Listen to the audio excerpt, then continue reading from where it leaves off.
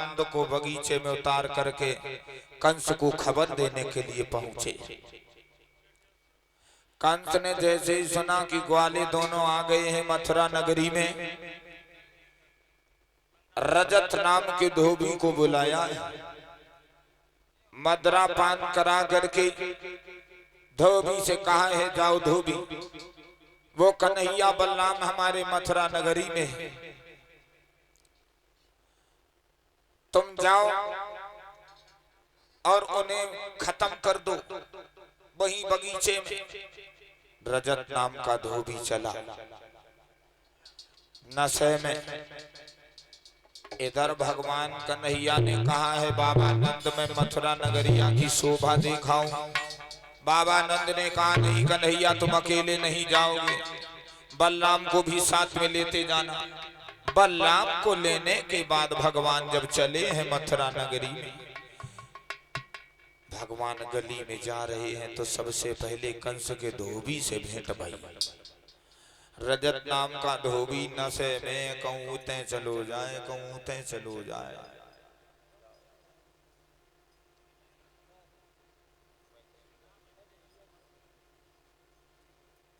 भगवान ने आते हुए धोबी को देखा, जवाब दिया भैया आप कौन है? दिखाई नहीं देता मैं कौन हूँ? हाँ हाँ मुझे तो दिखाई दे रहा, लेकिन आप हैं कौन? जवाब दिया मैं कंस का धोबी हूँ। अच्छा धोबी भैया, धोबी नहीं कहना, आप ही तो कह रहे कंस के धोबी। नहीं कंस का धोबी हूँ, तुम धोबी नहीं कहना। भगवान बोले कोई बात नहीं, भैया आप एक काम कीजिए ना, हम कंस के मेहमान हैं, हमें कपड़े दे दीजिए। धोबी बोला मुंह देखा है कपड़े पहनने लायक बना है, राजा के कपड़े पहने। भगवान बोले धोबी, धोबी बोला चिल्लाओ नहीं। भगवान बोले सुनो धोबी, मैं उतनी देर से तुझसे मधुर वाणी में बात कर रहा हूं और तू हमसे क्रोध दिखा रहा है।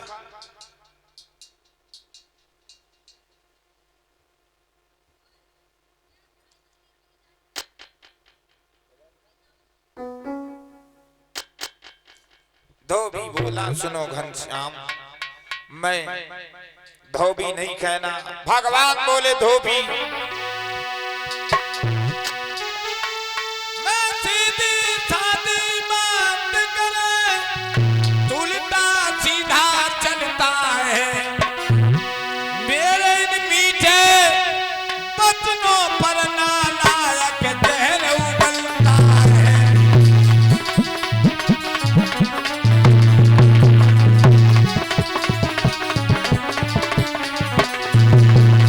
धोबी बोला चिल्लाओ नहीं घनश्याम,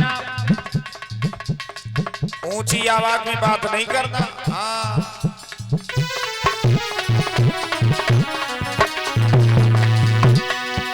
वो झोपड़ियों में रहने वाले मथुरा में सभी अहीर नहीं, यहाँ सन न तेरी चल पाएगी, नंद बाबा की जागीर नहीं।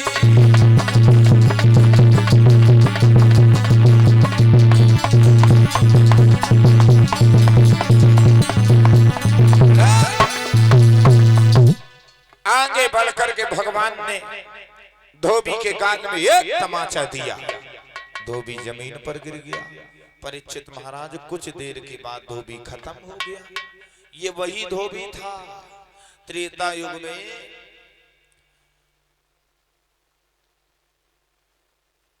यही रजत नाम का धोबी। इसकी पत्नी थोड़ी देरी हो गई तो घर में देरी से आई। रजत नाम के धोबी ने अपने पत्नी को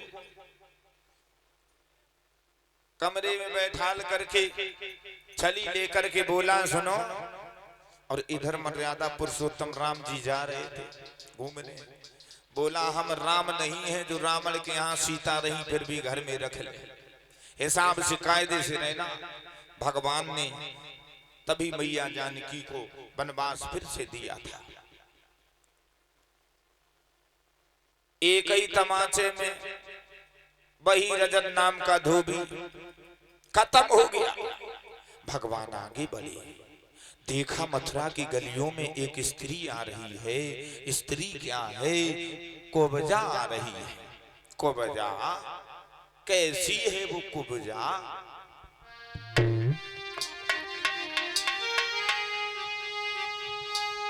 सारे कुरूप को जोड़ डाल ब्रह्मा जी ने उसे छेड़ा था। वो तीन जगह सो ठहरी थी।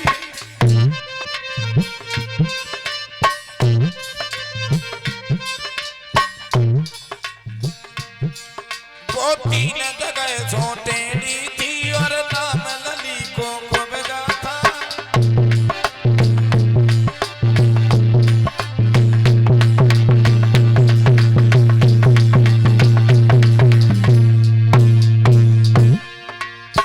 कुब्जा आगे बड़ी। भगवान ने कहा क्यों, आप कौन है?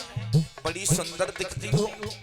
कुब्जा बोली काहे को मजाक उड़ा रहे हो हमारी? भगवान ने कहा कुब्जा कौन, कहाँ जा रही हो? जवाब दिया मैं कंस की दासी हूँ, कंस के तिलक करने जा रही हूँ। भगवान ने कहा कुब्जा हमारे भी तिलक कर दीजिए। कुब्जा बोली क्यों नहीं? तिलक करने के लिए बढ़ी टेढ़ी है कुब्जा। तीन जगह से मस्तक तक नहीं पहुंच पाई। भगवान ने पैर पे पैर रखा और थोड़ी से हाथ लगाया, एक हाथ कमर में और थोड़ी ऊपर को जाकी तो कुब्जा सीधी हो गई।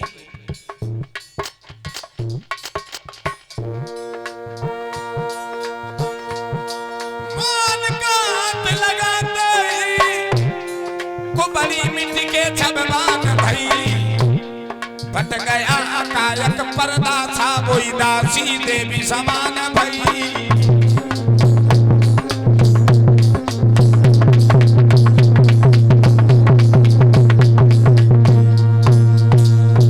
भगवान ने कुब्जा को रूपवान बनाया। ये कुब्जा वही थी, अगले जन्म में कुब्जा सुंदरी थी। ये कुंभ में गई है स्नान करने के लिए, तो कुब्जा इतनी सुंदर थी, परीक्षित महाराज इसे देखने के लिए दूर दूर से लोग आने एकत्रित हुए। बहुत भीड़ हुई कुब्जा को देखने के लिए।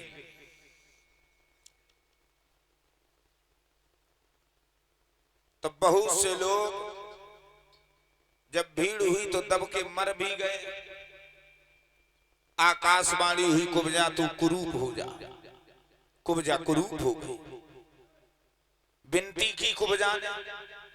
भगवान ने कहा है अभी नहीं, द्वापर में आऊंगा तो तुम्हें भी मैं फिर से रूपवान बनाऊंगा। परीक्षित महाराज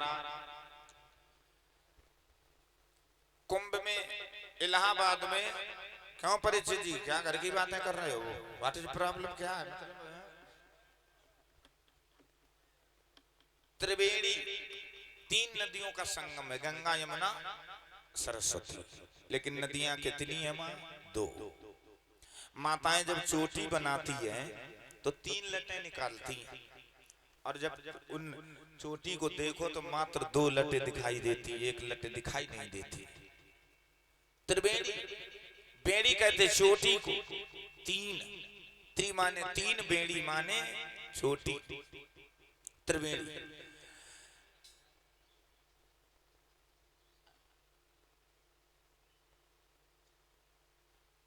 श्रोता बंधुओं, भगवान कुब्जा को सुंदर बनाने के बाद आगे बढ़े। कंसराज का जहां 18 तारों का धनुष रखा, भगवान आगे बढ़े। द्वारपाल बोला कहां जा रहे हो? यहाँ आने का आदेश नहीं है, यहाँ कोई आ नहीं सकता है, कंस का आदेश है। भगवान बोले हमें कोई रोक नहीं सकता है, क्योंकि क्यों हम झुके और सिकंदर झुके, जैसे भेड़ी झुक जाती है।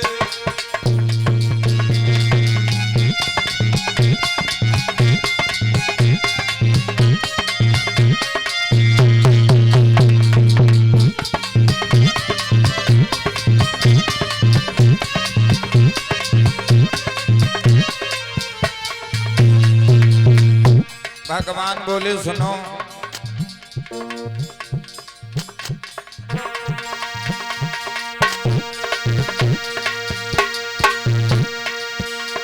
हम झुके और सिकंदर झुके, जैसे भेड़ी झुक जाती है, हम उभरे तो ऐसे उभरे जैसे ज्वाला उभराती है।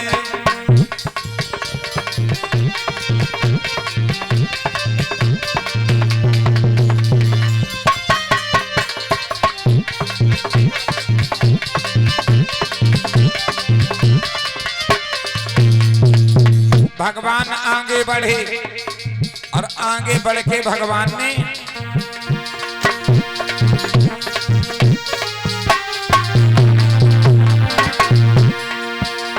आगे बढ़कर मुरलीधर ने बलवानों का मुख मोड़ दिया और कंस राज के घनवा को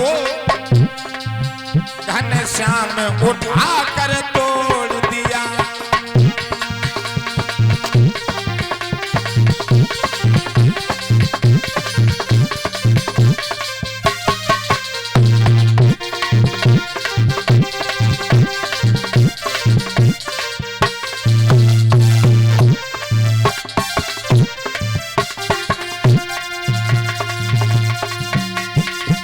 आगे बढ़कर के भगवान ने 18 तारों का जो धनुष रखा उठा करके तोड़ दिया।